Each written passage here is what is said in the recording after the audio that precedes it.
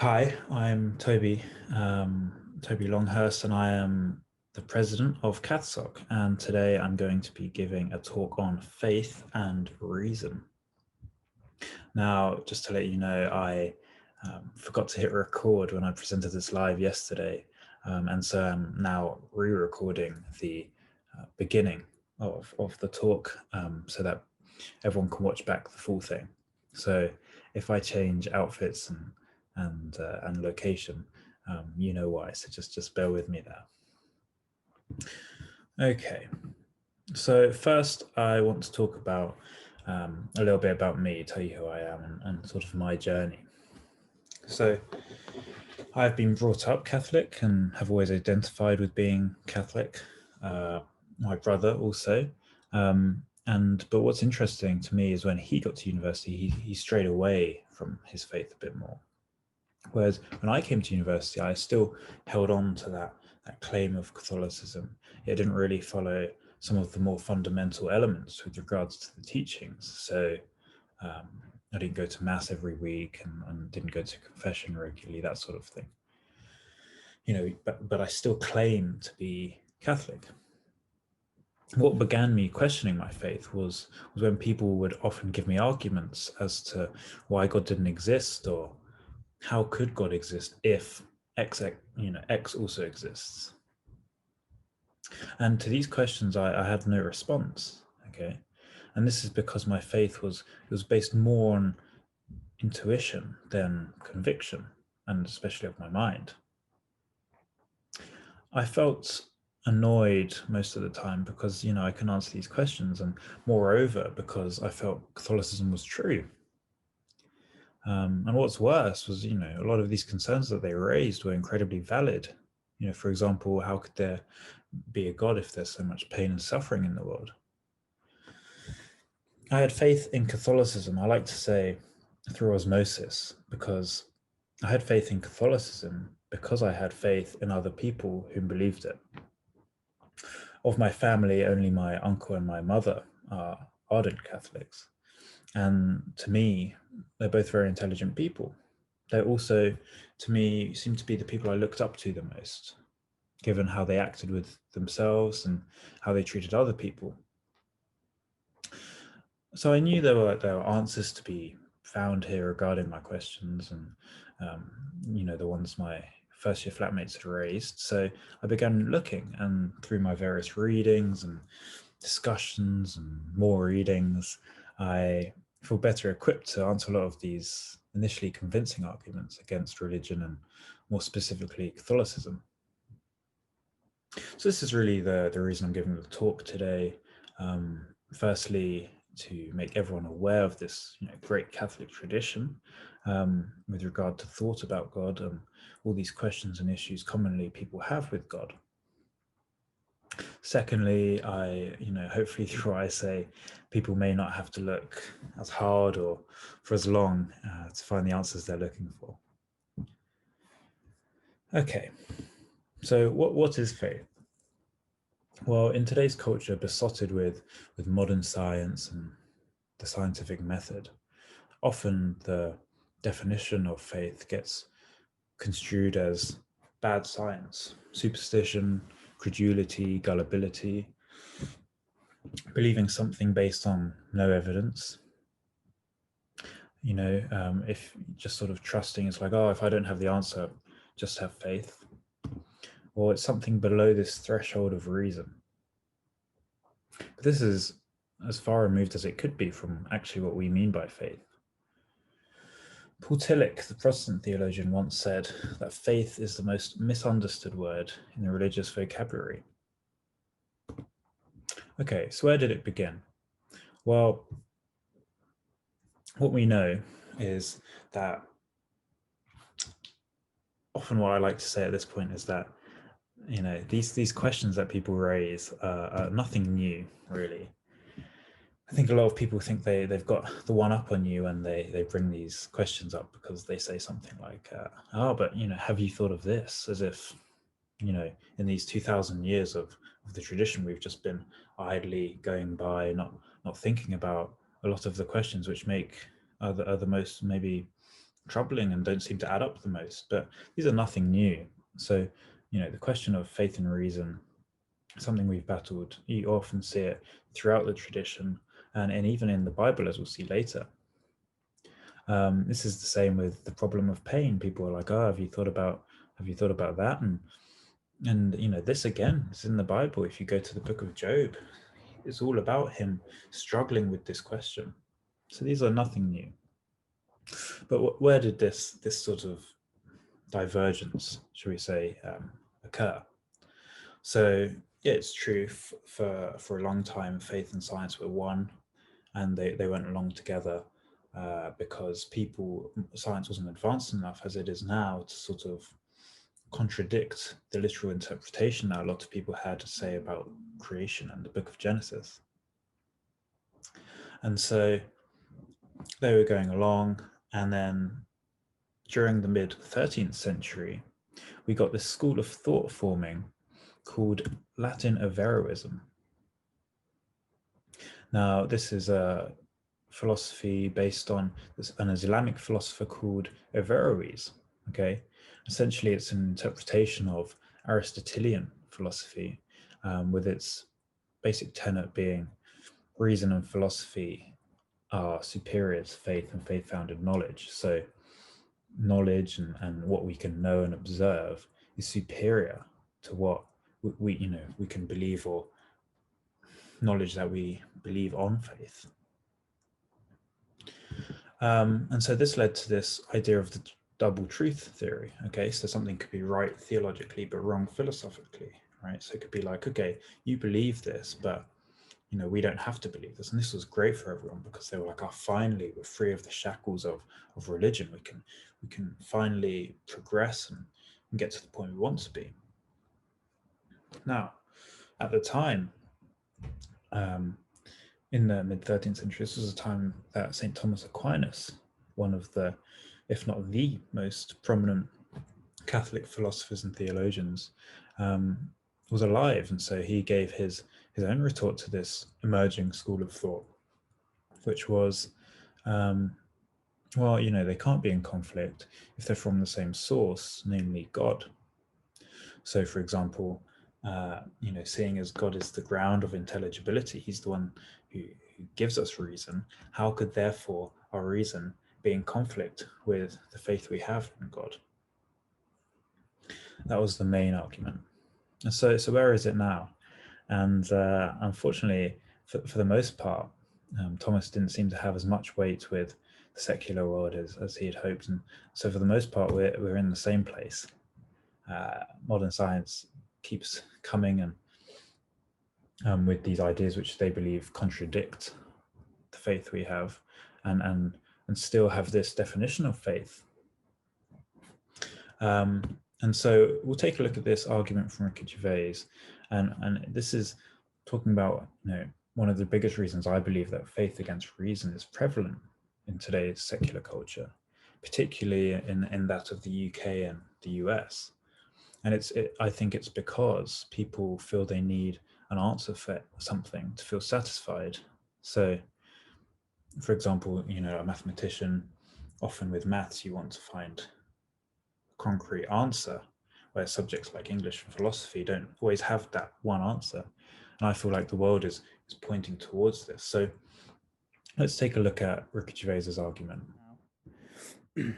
Okay, so his basic argument was that if you have a scientific textbook and you have a fictitious book or a book like the Bible, and you destroyed all copies of both of them, well, in 1,000 years, the scientific textbook would resurface, whereas the Bible would not. Okay, so that's the argument. And to me, well, firstly, this is wrong. And to me, this perfectly exemplifies my point. Ricky Gervais has presented this argument, and due to our need to have concrete answers, the audience and Stephen Colbert commends his point for its validity. But why is this so wrong? I believe it's due to our, as a nation, not giving enough emphasis on the study of philosophy. Due to the modernity and the Enlightenment movement and the Industrial Revolution in the last few hundred years, people have understood more the power of modern science and how it can be used to understand the world we live in. And through seeing, tangible yield of what we study in the STEM fields, so science, technology, engineering, and maths, society has started to prioritize them above almost everything else. If you're not convinced, then just take a look at all of the schools and colleges who continually cut funding to humanities subjects, and most notably the arts. I myself have been a part of a few academic institutes at this point, and I can tell you firsthand that the subjects such as languages and philosophy are the first to be dropped, with art and music soon to follow. But why? Why does this happen? Well, because they don't appear to provide, I think, tangible yield, right? People won't discover new things about a language that has been around for hundreds of years and is constantly changing as they would a new element in chemistry. Does this mean that we shouldn't be learning languages? Well, of course not. So let's take another look at Ricky Gervais' argument. If you destroy a scientific textbook and destroy the Bible, the textbook is going to resurface in a few thousand years. But as he puts it, the Bible won't. Well, of course not. The Bible isn't a scientific textbook. The Bible is a collection of historical books, accounts of people, theologically rich metaphoric imagery and poetry. If you destroy accounts of the Battle of Hastings, will they resurface in 1,000 years? Or if you destroy the works of William Shakespeare, will they resurface in 1,000 years? Well, no, of course not. But does that mean that they don't have any worth or that they speak any less of the truth and the human condition? In the last year, I did a year abroad in Paris and had the opportunity to experience a whole nother culture and meet people from all over the world. One thing I found out is that a lot of places such as France and Italy and Spain seem to place valid emphasis on philosophy as well as the other arts. In Italy, they teach philosophy as mandatory until the age of 16. Now, although these results from these studies may not be immediately apparent, I have seen these effects. The people who have had this experience do not seem to need concrete answers for everything. Philosophy is more or less based on this principle, thinking about things which we couldn't possibly hope to answer. Think of the first question, why? The conversations I've had with these people always seem more thought through. They were deeper and spoke of real things. I'm not saying people over here are not like this, but I'm saying that we should maybe take a leaf out of the books of our European counterparts and be more open to philosophy and this way of thinking in general. Okay, so now we know that. What is real faith? Well, firstly, it's never something below reason, below this threshold of reason. That's credulity, that's gullibility, that's superstition. The church hates superstition, okay? It's against credulity. It supports science and philosophy. If you don't believe me there, just think of some of the church's great scientists or people of faith who are serious scientists. Think of people like Georges Lemaitre, right? He's a French Catholic priest who theorized the Big Bang Theory, okay? You'd think he'd be the last person to be Catholic, seeing as that's typically a theory that people think has some conflict with religion.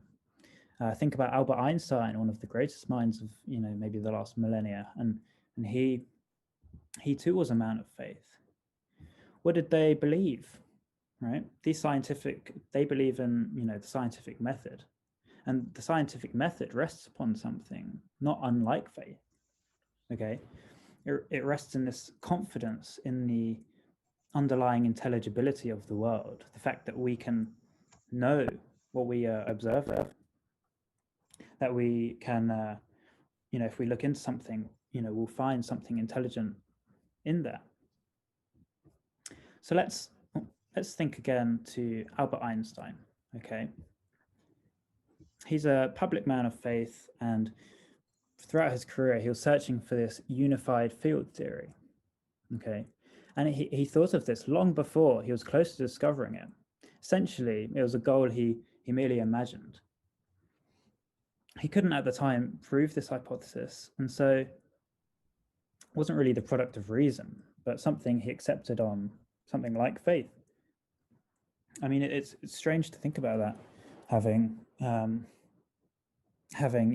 trying the fact he could see the world was pointing towards this theory, and yet he had a superior knowledge of science and a solid grounding, so it was rational, but something was apparent to him, and for that he needed to have faith. So what we see is that war between faith and reason is really a myth born of a misunderstanding of faith.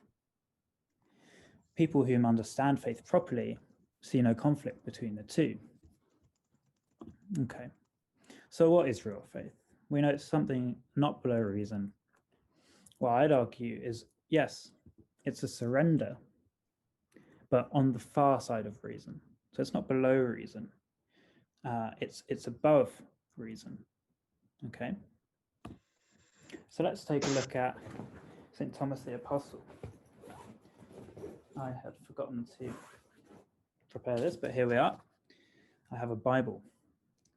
So we're looking at John's Gospel, and I'm just going to read to you the verse. But Thomas, who was called Didymus, one of the 12, was not with them when Jesus came. So Jesus appeared and showed himself to the remaining 10. And so the other disciples told him, "We have seen the Lord." But then he said to them, "Unless I see the mark of the nails in his hands, and put my fingers in the mark of the nails, and my hand in his side, I will not believe." Now, before we take a look into that more deeply, this just shows you Thomas is the epitome of this contemporary question, or this age-old question, really. As we've established, none of these questions are new. To have this exact sort of scenario present itself in the Bible, to me, shows you how recurring a lot of these questions are. And Thomas is sort of, he is the avatar for this sort of mentality. He's saying, "I will not believe unless I can prove it," essentially. So what do we make of this? Well, you could argue that this is saying questions are bad, right? Just don't have questions, just have faith. Don't ask any questions. But this doesn't add up to me, because Catholics love questions. Look at let's take Mary at the Annunciation. So the angel Gabriel comes down to her, and he tells her that she's going to bear the Lord in her womb. What does Mary do? She asks a question. She goes, "How is this possible?" That's the first thing she does. She's engaging her rational mind, and she's like, "How is this possible?" And so, and she says, "I have not had relations with a man." And so clearly this shows that, Catholics are not averse to questions. What we don't subscribe to is this idea of fide sola, which is a Reformation principle based around this idea of faith alone. Okay. Catholics very much more subscribe to this idea of fides et ratio, so Latin for faith and reason. Okay. You need faith, but you don't want to let your reason sit at the sidelines. Or as better yet, as St. Anselm put it, fides querens intellectum, which means, again in Latin, faith seeking understanding. It's not ratio querens fides, it's not, reason seeking faith. It's always faith first, and then through faith you seek reason, because they're not in conflict. You're accepting the fact that the world can be knowable. Okay. So We never say you have to put reason to bed to have faith. Reason having done all its work, now there's a surrender to a reality that I can't control, but one that beguiles me from the far side of reason, right? So, there's a few examples of this. One of them can be when you see a beautiful piece of art, or you listen to a musical masterpiece. Think of sort of well-known ones like Beethoven's symphonies, or art, the Sistine Chapel, that sort of thing. They're beautiful, and both of the artist and musician have a very strong understanding of their craft, of art, and of the processes behind music and art, and how to create these masterpieces. But so we know there's reason buried in there, but there's something else which, I don't know if you've ever got goosebumps when you listen to a piece of music. There's something else which sort of hits you, it triggers you on another level, and it's not below reason, but it's on that far side, it's above reason. Okay, and it's beguiling, it sort of, makes you curious. And one of the best analogies I have for this is the idea of falling in love. So bear with me as we go through this analogy and step by step. So let's paint a picture. Let's say you're studying, you're in your lectures, and you're in your course, and then someone from across the lecture hall, they strike you, right? Maybe something about them, you find attractive, and it sort of entices you to know more about them. So what do? Well, firstly, you observe them. Maybe you see how they interact in the lectures. Through the next few lectures, you're looking, you're seeing, okay, how do they respond to questions? How do they interact with their friends? These sorts of things, and you're building up almost like a profile about them.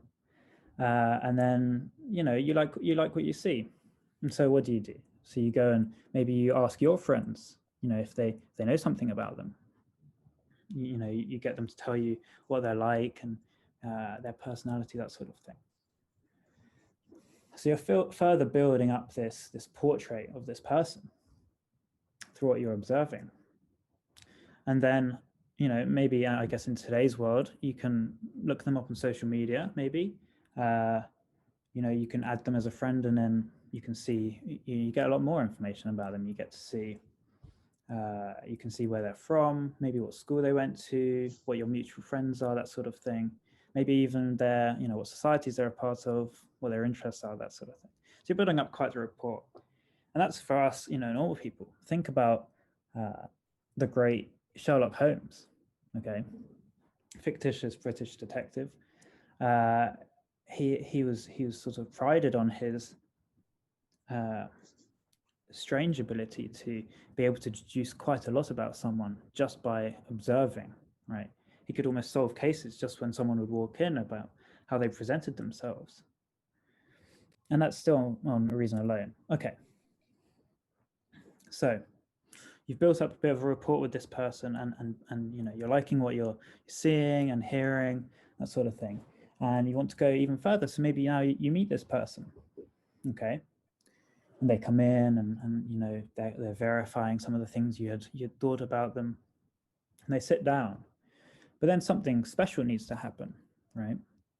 This other person is going to open their mouths and speak, okay?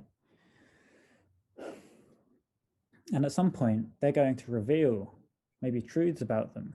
Okay, they're going to open their heart, and they're going to talk to you about things that you couldn't possibly hope to have found out from other people, or from just looking at them, or even from their social media, right? They're going to share with you things that is true for them, but there's no way you can verify these things. And it's at that point that you need to make a decision, okay? Decision being, am I going to believe them or not? And, do you surrender to this revelation that you just can't grasp on your own observable data? And that's often why we speak of, falling in love, because, if all you're doing is controlling the process, then you're never going to fall in love. You might become quite good friends with these people, but you'll never reach a more intimate connection with this person until you surrender on this far side of reason and believe what they have to say. Now, this is the same when we speak of God. Is there a lot we can know about God from reason alone? Sure. Think about Thomas Aquinas again that we mentioned earlier. He actually is very much like Sherlock Holmes. So, Thomas was, he in his lifetime, he comprised this huge volume of works called the Summa Theologia, which is essentially just him arguing and creating rational arguments for God's existence and traits about God based on reason alone. Okay, so in this way, he's almost like the Sherlock Holmes of Catholicism, because he just took all of this from faith alone. So the Catholic Church never puts these questions to bed, but it resists a sort of rationalism that is aggressive and controlling. So let's go back to Thomas again. Let me see. So the other disciples told him, "We have seen the Lord." But then Thomas said to them, "Unless I see the mark of the nails in his hands, and put my finger in the mark of the nails, and my hand in its side, I will not believe." Okay, so he's controlling. He's controlling this whole situation with that. Now, is it wrong to question? Well, no, of course not. But is it wrong to be so aggressive in one's rationalism that one wants utterly to control the situation? Well, yeah, for sure. Absolutely. If you say to someone, "I will only go on what I can absolutely know about you through analytical reason," well, how much of that person are you really going to know? Very little. And, how much of that person will you be able to love? Again, very little, because you're in utter control of knowing that person. In fact, you've actually objectified that person. You've made them an object of your investigation, right? And it's the same with God. You'll never get to God that way, with a grasping, self-asserting mind. So when Jesus appears to Thomas next, he says, "Well, good, put your hands in my side, in my wounds. But blessed are those who have not seen, yet believe." So who's really blessed? It's those who don't have to control it with their rationalistic mind, but who are willing to surrender on that far side of reason. And if God is a person, he'll invite faith, just as with other people, they invite you to believe these truths about you. Okay, let's take, if you say to someone, "Why did you marry that person?" Well, that, at some point there was going to be this mutual act of trust. Call it faith, or call it an exchange of hearts.